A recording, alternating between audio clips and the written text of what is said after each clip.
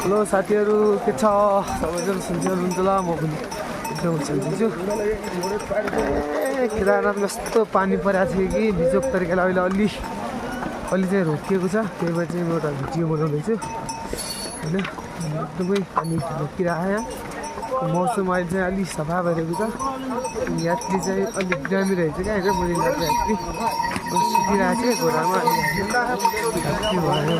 छैन हुनु चाहिँ, तर आन्टी चाहिँ अलि बिरामी रहेछन्, सुतेको छन्, घोडैमा ढलेछन्। अनि म चाहिँ अब त्यही हो हिँडिरहेको चाहिँ चिसोले र ढुङ्गामुखीले बिजोग छ अवस्था। यहाँ त्यत्रो हुड लगाएको थियो पनि चिसो भएको छ, यता पुरा हिउँ फालेको छ। माथि त हिउँ परिरहेको छ होइन। म चाहिँ अलिक तल छु, केदारनाथबाट आयो। अनि त्यही हो बिजोग छ केदारनाथमा।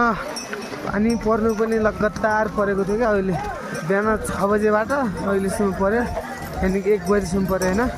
हामी चाहिँ माथिका 6 अन्जीसम्म पनि परेको थियो। अहिले चाहिँ अलिक कम भएको छ। सहरीमा ल्याएर आयौँ, अगाडि चाहिँ भिडियो बनाउनु पाइएन।